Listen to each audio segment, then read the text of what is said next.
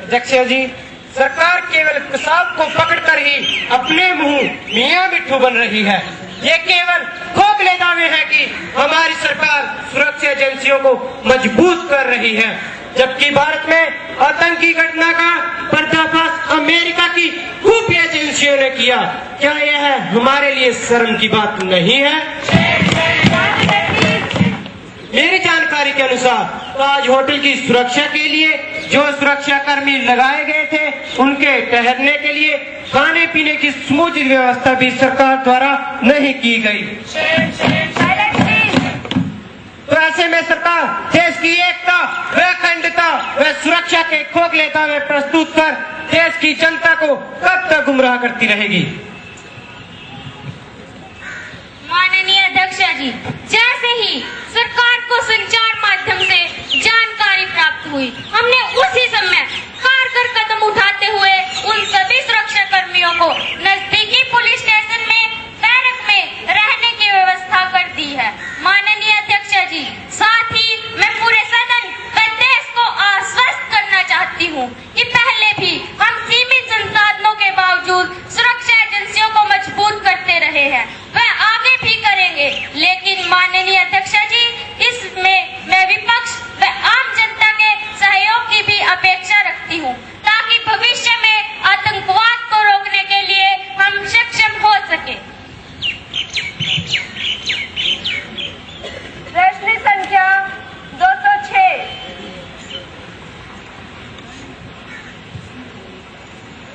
अध्यक्ष महोदय जी, मैं आपके माध्यम से स्वास्थ्य मंत्री जी से पूरे देश में अपने पांव पसार चुके स्वाइन फ्लू रोग के विषय में जानना चाहती हूँ कि देश में स्वाइन फ्लू के कितने केस दर्ज हुए हैं, इस रोग से कितने लोग मौत का ग्रास बन चुके हैं, इस रोग से निपटने के लिए सरकार ने क्या क्या कदम उठाए हैं तथा दवाइयों के भंडार की ताजा स्थिति क्या है? स्वास्थ्य मंत्री जी। माननीय अध्यक्ष जी, हमने सारे आंकड़े मंगवा लिए हैं। स्वास्थ्य विभाग के आंकड़ों के अनुसार कुल 12,735 के लगभग लोग स्वाइन फ्लू से संक्रमित हुए। इनमें से 570 के लगभग लोगों की स्वाइन फ्लू से मृत्यु हुई। काफी रोगी इलाज करवाकर स्वस्थ हो चुके हैं और शेष रोगियों का इलाज चल रहा है। अध्यक्ष जी, सरकार ने इस भयानक रोग से निपटने के हर संभव प्रयास किए हैं। हमने हर जिला स्तर पर इस रोग की जांच के लिए केंद्र स्थापित किए हैं तथा दूसरे देशों से आने वाले सभी लोगों की जांच करवाने की व्यवस्था की है। अध्यक्ष जी, हमने जनसंचार माध्यमों के उपयोग व मीडिया के सहयोग से इस रोग के बारे में आवश्यक जानकारी व सावधानियों के बारे में जनता को अवगत करवाया है। हमने इस रोग से फैली अफवाहों व भ्रांतियों को भी दूर करने का प्रयास किया है। अध्यक्ष जी, हमारे पास इस रोग से लड़ने के लिए पर्याप्त दवाइयों का भंडार व वितरण व्यवस्था उपलब्ध है। मैं पूरे राष्ट्र को आपके माध्यम से आश्वस्त करना चाहती हूँ कि इस रोग को फैलने नहीं दिया जाएगा। हम इसके उन्मूलन के लिए कृत संकल्प हैं। अध्यक्ष जी, माननीय मंत्री जी के दावे कितने खोखले हैं। ये इसी बात से सिद्ध हो जाता है कि मेरे गृह प्रदेश हरियाणा में पिछले कुछ दिनों से लगातार स्वाइन फ्लू के मामले सामने आ रहे हैं। अध्यक्ष जी, मैं आपके माध्यम से मंत्री जी से पूछना चाहती हूँ कि क्या सरकार अपनी व्यवस्थाओं से संतुष्ट है या नहीं, तो क्या इस भयानक रोग को रोकने के लिए और प्रयास किए जाएंगे? अध्यक्ष जी, हरियाणा में लगातार स्वाइन फ्लू के मामले बढ़ रहे हैं, इसे मैं स्वीकार करती हूँ, परंतु सदन को ये बात समझनी चाहिए कि इस प्रकार के भयंकर रोग का उन्मूलन इतनी जल्दी नहीं हो सकता। अध्यक्ष जी, हमारे प्रयासों के सार्थक परिणाम सामने आ रहे हैं। हम कुछ स्वयंसेवी संस्थाओं को भी इस अभियान में जोड़ने का विचार कर रहे हैं ताकि हमारे प्रयास सही दिशा में तेजी से कामयाब हो।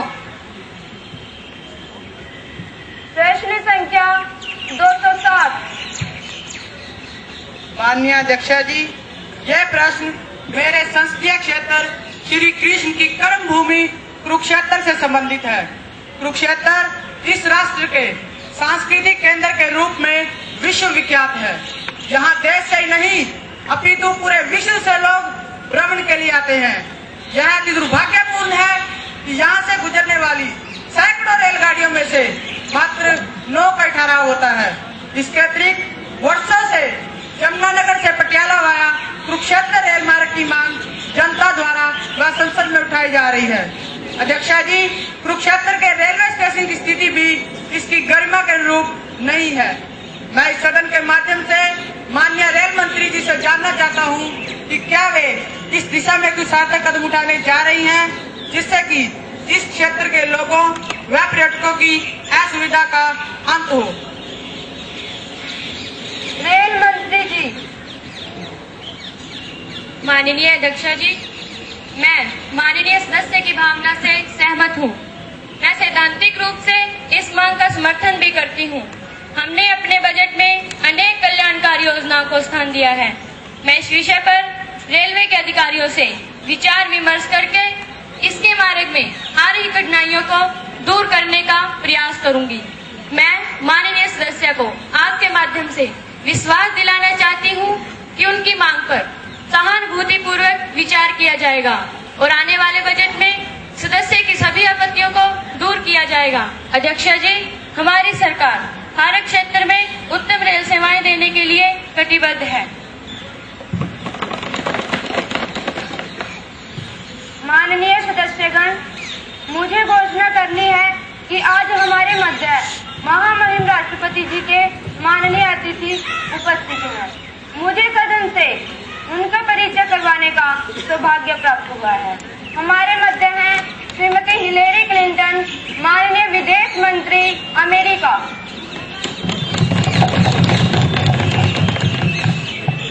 श्रीमती फिलिप्स, सदस्य संसदीय प्रतिनिधि मंडल दक्षिण अफ्रीका। यह एक उच्चाधिकार प्राप्त प्रतिनिधि मंडल है जो 22 जनवरी 2010 को यहाँ पहुँचा है और आज यहाँ हमारे मध्य विशेष कक्ष में विराजमान है। अब शून्यकाल आरंभ होता है। माननीय अध्यक्ष जी, अभी अभी मुझे विश्वसनीय सूत्रों से ज्ञात हुआ है कि दिल्ली जयपुर राष्ट्रीय राजमार्ग पर एक बस भयंकर रूप से दुर्घटनाग्रस्त हुई है, जिसमें 6 यात्रियों की मृत्यु व 30 के लगभग यात्री गंभीर रूप से घायल हुए हैं। मेरी जानकारी के अनुसार दुर्घटना के 2 घंटे गुजर जाने के बाद भी कोई उच्च अधिकारी या सरकार का नुमाइंदा घटनास्थल पर नहीं पहुंचा है। यह अति दुर्भाग्य का विषय है कि इतने रोंगटे खड़े कर देने वाली घटना के प्रति सरकार का रवैया संवेदनहीनता प्रकट करने वाला रहा।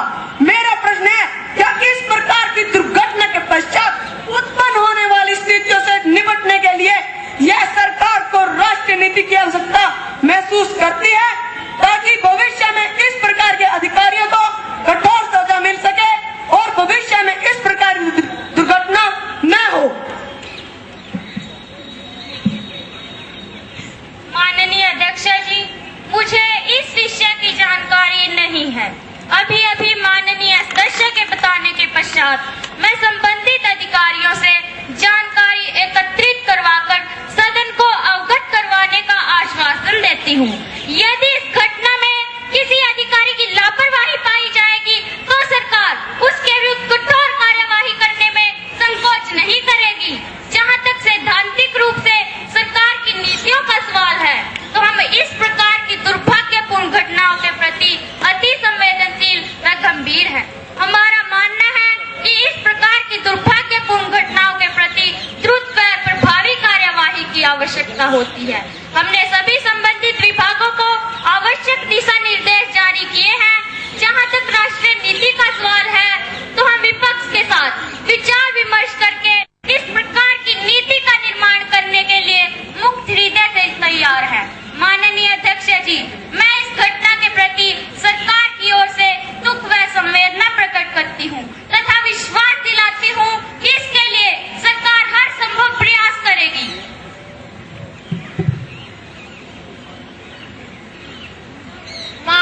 अध्यक्ष जी, सरकार ने देश की सभी शिक्षण संस्थाओं में रैगिंग को रोकने के लिए एंटी रैगिंग कानून। लेकिन अध्यक्ष जी, मुझे अभी पता चला है कि दिल्ली के सफदरजंग मेडिकल कॉलेज में छात्रों की रैगिंग की गई और अध्यक्ष जी, उन छात्रों में से एक छात्र मानसिक रूप से इतना परेशान हुआ कि उसने आत्महत्या कर ली। अध्यक्ष महोदय जी, यह दिल्ली के ही कॉलेज की बात नहीं रही, अब तो पूरे देश के कोने कोने से ऐसी खबरें आ रही हैं। अध्यक्ष महोदय जी, मैं आपके माध्यम से विधि मंत्री जी से जानना चाहती हूँ कि यह कानून लागू नहीं किया गया। हाँ, यदि लागू किया भी गया है तो अध्यक्ष जी, सरकार सख्ती से पेश क्यों नहीं आ रही है? अध्यक्ष महोदय जी, अगर ऐसा ही होता रहा तो पूरे देश में प्रतिभाशाली छात्रों का अभाव हो जाएगा और अध्यक्ष जी, उन माता पिता का क्या हाल होगा जिनके साथ यह घटना घटी है। इसलिए महोदय जी, मैं आपके माध्यम से सरकार से जानना चाहती हूँ कि सरकार ने इस बारे में क्या कदम उठाए हैं।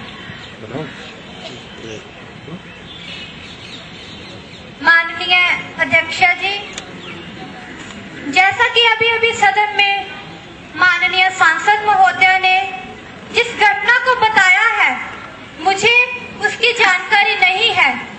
अगर इस प्रकार की कोई घटना हुई है तो मैं सरकार की तरफ से दुख प्रकट करती हूँ।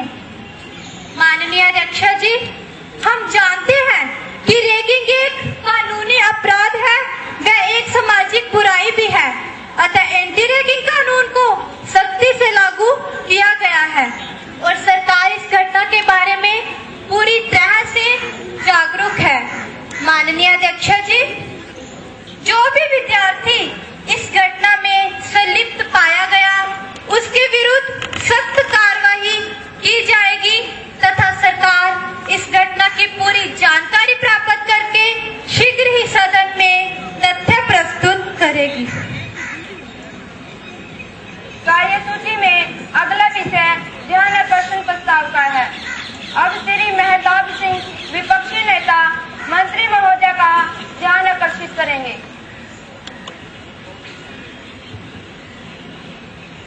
अध्यक्ष महोदय जी, मैं कृषि संबंधी प्रश्नों को लेकर आप सभी का ध्यान आकर्षित करवाना चाहता हूं। मुझे प्रस्ताव पेश करने की अनुमति दी जाए। अनुमति है। माननीय अध्यक्ष जी, मैं कृषि संबंधी प्रश्नों को लेकर आप सभी का ध्यान आकर्षित कराना चाहता हूं। हमारे देश की 80% जनता जो कि कृषि पर निर्भर करती है, आज देश का किसान गरीब होता जा रहा है।